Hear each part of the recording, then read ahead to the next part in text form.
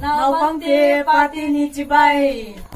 Heutunu why party ni a cardboard di cheki dem na di category etia kichipin ka bangtan tung tale. E why mo tampin hun bolun chin tu ni deadline ha mo. Delama judge tina I select kya ko me ni ya. Bangza select kya wa. Li pha ui yen diang. Ole. Bangay pando. Ngay alian ti na o. Nai le mo. Yo endi. Ino yailin na nal mai. Ui, hay sparkle dan na kasalwa. Yailin na lo ziel. Ui, Indi a creative te danu tu. Bangja bolo ken bang tu idea ne ise lo. Yailin kot. Kona sil saku yai bang nal lo tele no. Yay ano hidi mo. Pa benin par sala do mo. Judge tin ya a result man sa ko iwo mi ben enjoy ni o. Kwa kwai do mo. If first ni Ya. Kwa ngay ilian beginner B kwa ngay ilian eh hay mo zam sang lun ngay te beginner B2 kichi wow may tigil in first la kon sim kya zwalo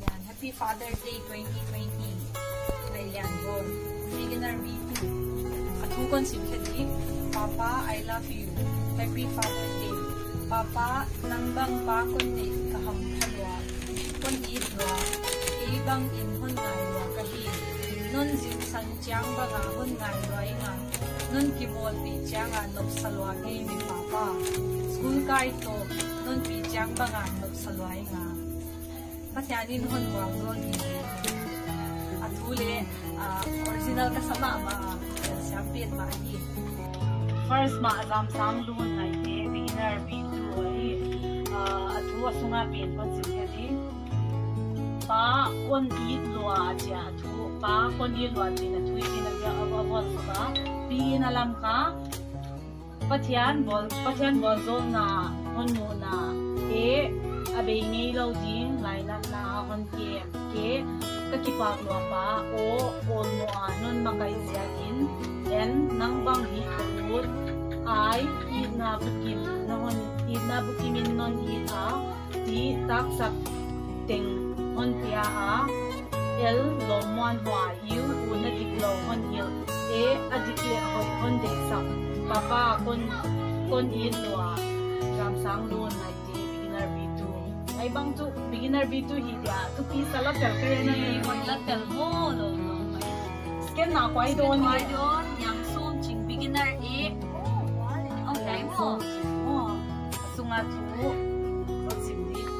Papa, kon ngai lua. I love you, my daddy. Yang som ching beginner e. Ai bang tu beginner e hi dia. Butterfly ko. Creative faith ma idea ka ko ya la ti dia. Anu le pa le ngai sar ma yo mo. Ei boy, tak di way be. Third ha.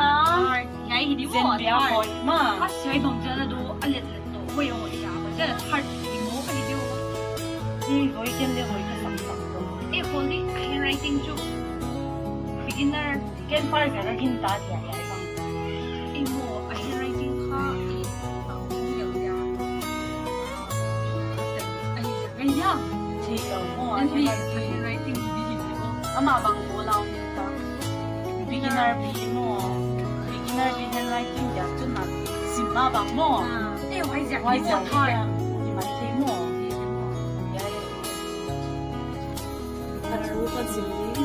Patyanin tu kung pati ni hon mu sak siakin katika pati ni chibai pa in kwan sulu mule kipa na lagi sule sa kipa lo pa kon nei siakin kakipa nei na siakin le kakipa nanun nem na le do zo na siakin kipa thu kon gen patyan thu nun hil siakin kakipa pe pa ni kon pa sunga lem lai lo tu no na wan sim de sunga pe Oi na khanye pa in kwa na lo chin na kun kwa zum to zin patyanin hon ko zo den on bi yen pa dam so tin pa tin ni chi bai chi bang a thu na om son la ya hi la tan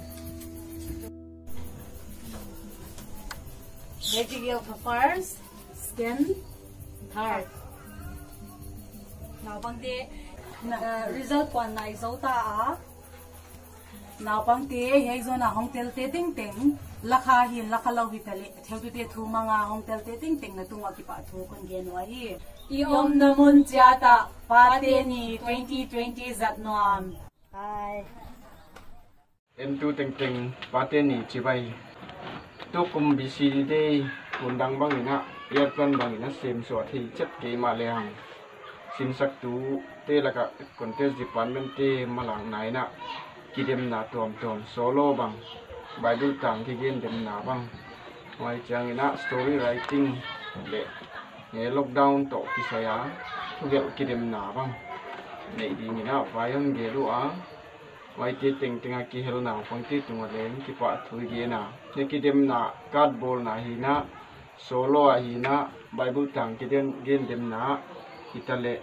mai chang ina thungel kidem na hitale yai te ting price pya kyak na hun khat jang di ni manina na sep gau na hun pya de na ngai to na pya teu pathiani na mi tam pya de bo zo na hi di ni na hun zak sak thi na di ni na heu tu te na sim sak tu te na amau lama ki pana ki pa man sai thi bang pya kyak na hun khat thong ki ni di hi chi deng ki sak ka hi kum dang bang ina pate ni program jang thi ki ma le hang bcd sin sak tu te vai hom siam na jakina kidim na beginner por te adi ni na kat ki bol dem na saiwa result te pom ki thei tai manin pathian ni phat a hi e khove la ya tan ki bat lo na gama yo ma ken tenu le pa to e ki pak ta ka hin khwai zat lai na e pa ana nei non lo